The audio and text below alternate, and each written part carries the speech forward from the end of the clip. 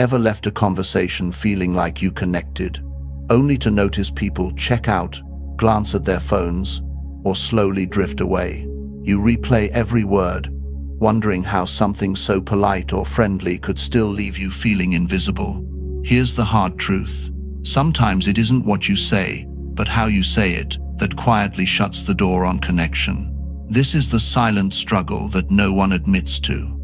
You're not being pushed away for being rude or harsh, but for invisible habits, subtle patterns of speech, and listening that quietly drain the room. These aren't loud mistakes.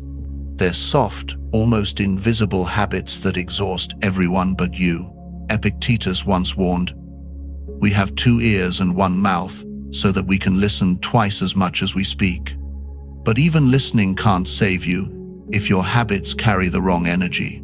Today, we'll expose the 8 most destructive conversation habits that quietly erode trust, push people away, and shut you out of genuine connection. This isn't about fake charm or pretending to be someone else. It's about uncovering the barriers you never realized you built, so you can finally break them down. If you're ready to see and fix the hidden habits that keep you isolated, you're exactly where you need to be. Welcome to Stoic Philosophy Daily, where your story matters. Share your most honest social struggle below. Every comment is a gift. Here, your voice matters. We read with care, answer with heart, and treat your journey as part of our own. This is more than a channel. It's a circle of strength. Subscribe and let's reveal the invisible habits holding your connections back, one truth at a time. 1. You wait for your turn to talk, instead of actually listening. We've all been there. You're nodding, holding eye contact, going through the motions of good listening, but inside you're just waiting for your cue, mentally crafting a reply, searching for your own story to share. You hear the words, but nothing really lands. The other person feels it, even if they can't explain why. It's like talking to a mirror. They pour out what matters, but it bounces back empty. Over time, this habit leaves people feeling invisible, and trust quietly slips away. This invisible habit poisons real connections. Conversations become 2 parallel performances, each person starring in their own silent monologue, never truly meeting in the middle. Vulnerability dries up. People stop sharing what matters. I've seen this firsthand. A friend shares heartbreak, hoping to be understood, but the listener always pivots to her own struggles. That moment of trust is lost, and soon the friendship fades to surface chatter. Epictetus warned, "We have 2 ears and 1 mouth, so that we can listen twice as much as we speak." Most hear this, but few actually live it. Real listening means more than reloading your own story. It's the discipline to put another's words above your urge to jump in, the rare presence that makes someone feel truly seen. Try this. Next time you're in conversation, challenge yourself to wait a full 2 seconds before replying. Feel the urge to fill the silence, then let it pass. Ask a follow-up about their story before sharing your own. Notice how the mood shifts, barriers drop, trust builds, and the person across from you feels genuinely understood. What might change in your life if you listened not just to respond, but to understand? At Stoic Daily, we believe respect begins with true listening. Drop, "I choose to understand," not just to reply in the comments. When was the last time you felt truly heard? 2. You one-up every story. This habit is the silent killer of connection. It turns every conversation into a contest. Someone opens up about a hard day, a win, or a personal struggle. Before their words can even settle, you jump in with a bigger challenge, a brighter victory, or a heavier loss. It might feel like bonding, but what you're really doing is erasing their moment, rewriting the script so you're always at the center. The worst part is they sense it instantly. Their voice drops, their posture shifts, a wall goes up, and you may never hear their real story again. This isn't sharing. It's a quiet struggle for validation. Rushing to outshine someone sends a clear message. Your experience isn't enough. Let me show you what matters. Instead of empathy, you're competing for the spotlight. That lands hard. People often feel unseen and almost foolish for opening up. Over time, this habit suffocates vulnerability. People stop sharing wins and losses. They decide it's safer to stay quiet than risk being overshadowed. I've seen this ruin real relationships. A niece beams about her dream college, but before her moment lands, her dad takes over with tales of his own youth. Her excitement dims, and the room thickens with resignation. Pride becomes embarrassment. Joy shrinks to silence. The lesson is clear. It's not anger. It's quiet defeat. The end of wanting to be understood. Marcus Aurelius wrote, "Nowhere can a person find a quieter or more untroubled retreat than in their own mind." Even he recognized the ego's urge to compare and compete. The need to one-up isn't a strength, it's a sign of insecurity. The actual cost is simple. Every time you top someone's story, you teach them their emotions don't matter. Maturity is letting others have their moment. Trusting your own worth isn't threatened by someone else's shine. Try this. The next time someone shares a win or a struggle, pause your "me too" reflex. Ask a question that draws out their story, or give them space to celebrate or express their feelings. Let their spotlight linger. Notice how trust grows when you don't rush to compete. Reflect on how many times you've swapped genuine connection for the fleeting thrill of being impressive, and what your relationships might look like if you let others be the center sometimes. At Stoic Daily, we believe absolute confidence is quiet. Drop "I'm listening now" in the comments if you're ready to break the competition habit. What's one recent moment you could have let someone else have? 3. You give unsolicited advice. This habit is one of the fastest ways to build a wall when you meant to build a bridge, advising before you've even heard the whole story. Someone opens up about a stressful project, a heartbreak, or just feeling lost. But before their feelings have space to breathe, you're already in fix-it mode, mapping out steps, listing resources, solving problems. It feels helpful to you. To them, it feels like being shut down or brushed aside. The silent message becomes clear. Your feelings are inconvenient. Let's skip straight to the solution. Most people share their struggles not to get instructions, but to feel seen and understood. When you jump to fixing, you skip the step that actually heals. Over time, people learn that opening up around you isn't safe, not because you're unkind, but because vulnerability is treated as a problem, not a part of being human. Walls go up, and real connection gets replaced by small talk. I saw this unfold between two friends. One was reeling from a messy breakup, overwhelmed and raw. Every time she tried to speak about her pain, her friend would instantly offer tips, new hobbies, or quick ways to move on. Instead of feeling supported, she felt invisible. Slowly, she stopped sharing real feelings, and the friendship faded into safe, surface updates. Epictetus taught, "Know first who you are, and then adorn yourself accordingly." In conversation, this means reading the moment for what's truly needed. Sometimes, the most significant act is a silent presence, not a clever answer. Often, our urge to fix is more about our discomfort with pain than theirs. If you feel tempted to give advice, pause and ask, do you want ideas, or do you just need someone to listen? Honor their answer. Sometimes, the real gift is just witnessing their struggle. No solutions, just presence. At Stoic Daily, we believe presence matters more than performance. Drop "I'll be present" in the comments if you're ready to break the fixing habit. When was the last time you felt truly heard without anyone trying to fix you? 4. You bring every topic back to yourself. Habit 4 is the subtle art of turning every conversation into a mirror. No matter what someone shares, it somehow circles back to your own experience. Someone talks about changing careers, and before their story is over, You pivot to your own path, your lessons, and your struggles. They mention a book that moved them, and suddenly, it becomes about your reading list, your critiques, and your habits. To you, it feels like a connection. To them, it feels like being sidelined, reduced to a listener in their own story. What you often miss is the silent cost. When every thread leads back to you, people lose the energy to share. They realize the spotlight won't stay on their story for long, so they retreat behind surface comments. Vulnerability dries up.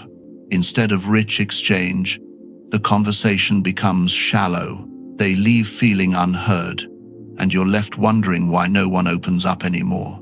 I saw this firsthand in a mastermind group. One well-meaning member would turn each update into an extended story about himself, his projects, his philosophies, his challenges. At first, others listened politely, but the energy shifted. Updates grew shorter, discussions lost depth, and slowly the group faded. Not from conflict, but from quiet exhaustion. When space for shared growth becomes someone's personal stage, connection withers. Marcus Aurelius valued the rare strength of genuine curiosity. He practiced asking not to reply, but to understand. Recognizing that the ego wants the spotlight, but wisdom requires restraint. When you keep the focus on their story, you're signaling that their world matters here. When you can't resist redirecting, you send the message that your story matters more. People sense this, and the walls go up. At Stoic Daily, we believe real conversation is a two-way bridge. Drop, "I'll keep the spotlight on you" in the comments if you're ready to build deeper connections. When's the last time you felt truly heard, not just observed? 5. You interrupt and finish people's sentences. This habit is one of the fastest ways to make someone feel invisible. Cutting in, finishing their sentences, or jumping ahead before their thought lands. Perhaps you think you're helping, showing engagement, or keeping the conversation going. But to the other person, every interruption is a small dismissal. It quietly says, "My words matter more. Your voice can wait." This isn't about ill will. Most of the time, it stems from impatience or the urge to prove you're keeping up. But with every cutoff, trust slowly erodes. People begin to shrink back, trimming their words to avoid being interrupted. They keep things surface level, never risking anything deeper because it will only get stepped on. Eventually, their stories fade away, and with them, the chance for a real connection.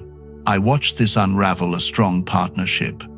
One would constantly jump in, finishing the other's ideas and steering the conversation before the point could land. What started as creative teamwork slowly became a space of silence. The partner stopped bringing her best ideas, feeling her voice always ended unfinished.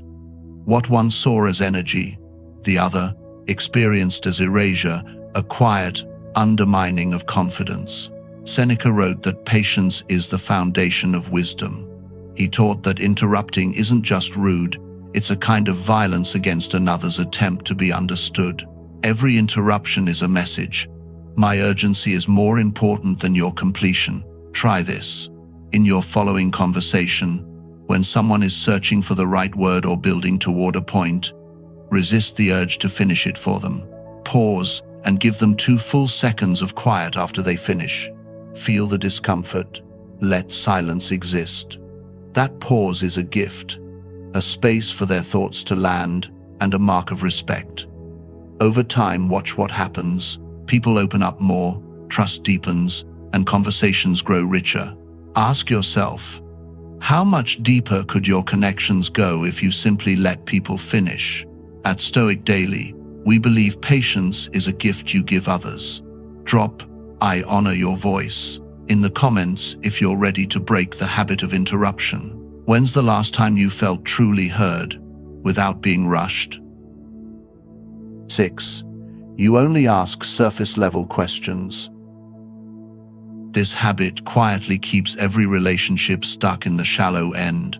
asking only surface-level questions. You check in with "How was your weekend?" or "How's work?" and get the same one-word answers. It seems like interest, but to the other person, it feels like you're just moving through a script, not actually seeking to know them. This pattern starves connection. When you never go deeper than the headlines, you're signaling that you want updates, not understanding. People sense it. They keep their true selves hidden. The conversation stays full of polite facts, and the relationship plateaus at small talk. You end up knowing routines, but nothing about what truly shapes them. I witnessed this with a colleague who was desperate for deeper friendships, but always seemed stuck at the surface. At every meetup, his questions hovered on safe topics. Predictable, easy to answer, instantly forgotten.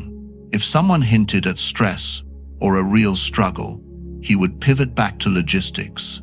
No curiosity, no follow-up. The people around him matched that energy, offering only details, never depth. Marcus Aurelius understood that real connection begins with curiosity for someone's inner world. He reminded himself to ask not just what people do, but what stirs them, what troubles them, what they are learning. Surface questions are effortless but lifeless. True connection takes the risk of asking what is real, even if it opens the door to vulnerability. Try this. Next time you're in conversation, skip the default "How's work?" or "Did you have a good weekend?" and ask about their experience. What was the highlight of your week? What's weighing on your mind lately? When someone mentions a change or challenge, go beyond the facts to explore the underlying issues. Ask, "How did that feel for you?" or "What's been the hardest part?" Notice how the energy shifts when you show genuine curiosity. Ask yourself, how many of your relationships are waiting for a single question that actually matters? At Stoic Daily, we believe connection grows in depth, not just breadth.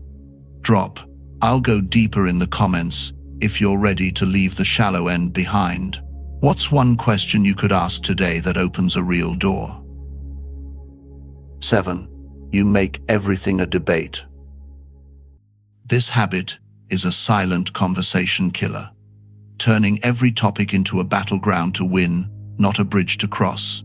Someone shares a new idea or something that excites them, and your first instinct is to spot the flaws, push back, or poke holes. Perhaps you think you're being sharp or intellectually honest, but to them, it feels more like a cross-examination than a connection. What often goes unseen is the emotional toll that this takes on individuals. When every discussion becomes a debate, people stop bringing their real selves. They play it safe, stick to bland topics, or check out altogether. It's not about their ability to defend a view. They are just tired of the struggle.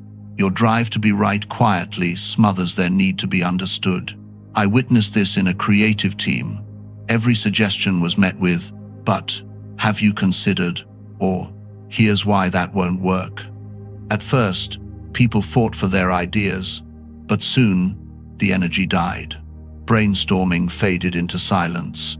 What was meant to sharpen thinking ended up dulling motivation and trust. Epictetus taught, "If someone speaks badly of you, consider whether what they say is true. If it is, correct yourself. If it isn't, ignore it." But he also understood that not every disagreement is worth a fight. Sometimes, connection matters more than correction. When you challenge everything, you prioritize ego over empathy, leaving people exposed rather than engaged. Try this. Before you counter, pause and ask, will this deepen trust, or just prove I'm right? If it's only about being right, let it go. Save debate for when it's truly welcomed. In everyday conversation, practice holding space for someone else's excitement, even if you disagree. Notice how trust and openness grow when people feel safe to share, especially things with which you might disagree. Ask yourself, how much more creative and honest could your relationships become if you honored connection over correction? At Stoic Daily, we believe connection outlasts correction. Drop "I choose empathy over argument" in the comments if you're ready to break the debate habit. What's one idea you could let stand today to honor the person, not just the point? 8. You share their private information with others. This is the fastest way to shatter trust, sharing what was given to you in confidence with someone else. Someone lets you into a hidden part of their life, a struggle, a secret, a wound. You may think it's harmless to mention it, maybe even to help, but once you repeat it, even without their name, you turn what was sacred into public property. The moment that happens, something is lost for good. What was once shared in the safety of two now feels exposed to the world. No apology, no explanation can put that secret back in its box. The result isn't just a damaged connection, it's the silent death of trust. Their sense of safety with you collapses, replaced by anxiety and second-guessing. Suddenly, every moment of vulnerability is shadowed by doubt. Did you share that too? Who else knows? This is where real isolation begins. People start to replay every conversation, wondering what else might not be safe. I saw this unravel between two friends in a volunteer group. One confided about family pain, simply needing a listener. The other, wanting to help, casually shared it with another member. Within days, word got around, and the one who confided felt stripped bare, betrayed not by malice but by carelessness. The friendship didn't end in a fight. It dissolved into quiet distance, a permanent rift that trust could never cross. The deepest wound wasn't the topic itself, but the truth: I was never truly safe with you. Once trust is broken in this way, the pain lingers long after the story is forgotten. That person learns to close up, not just with you, but with everyone. Marcus Aurelius often wrote about the sacredness of trust and the weight of integrity. When someone entrusts you with their pain, it's a gift you can only protect, never return. Betraying it doesn't just hurt them. It reveals your own values. It shows you care more about having something to say than about honoring the person who let you in. When you're known as someone who can't keep a confidence, you're quietly removed from the circle of trust, not just by the one you betrayed, but by all who hear the story. Try this. Next time someone shares something sensitive, treat it like gold. Default to silence. If you're unsure, ask, "Is this just between us?" Choose loyalty over the urge to be helpful or interesting. Ask yourself, how much of the trust in your life depends on your ability to hold what matters in confidence? How many connections would survive a single broken secret? At Stoic Daily, we believe trust is a sacred responsibility. Drop "I protect what matters" in the comments if you're committed to guarding the confidence of others. When did you last feel safe enough to share, and what made it possible? Connection begins with awareness. If someone trusts you with their story, treat it with the utmost respect and reverence. When in doubt, choose silence over sharing. Guarding someone's trust is worth far more than a clever anecdote or a passing moment of interest. These 8 habits aren't marks of a bad person. They're simply signs of unawareness, the little blind spots we all have. Most of us slip into 1 or 2 of these habits without realizing the quiet damage they cause. The real difference between those who build lasting connections and those who push people away isn't intention. It's self-awareness. The Stoics knew that every relationship requires honest self-examination, not perfection, but the courage to notice your patterns, question your habits, and gently remove what no longer serves real connection. Marcus Aurelius practiced this daily, catching himself, making small shifts, building bridges instead of walls. You don't have to fix everything overnight. Choose one habit that resonates with you, and focus on it for 2 weeks. Notice, then choose a different response. Even one change, one pause before replying, or one act of genuine listening can transform your conversations. Remove a single invisible barrier, and you may be surprised at how much closer people feel to each other. If this gave you insight into why some relationships remain distant, subscribe for more Stoic wisdom on connection and communication. If you recognized your own patterns here, be grateful, because awareness is the beginning of real change for you and for everyone you meet.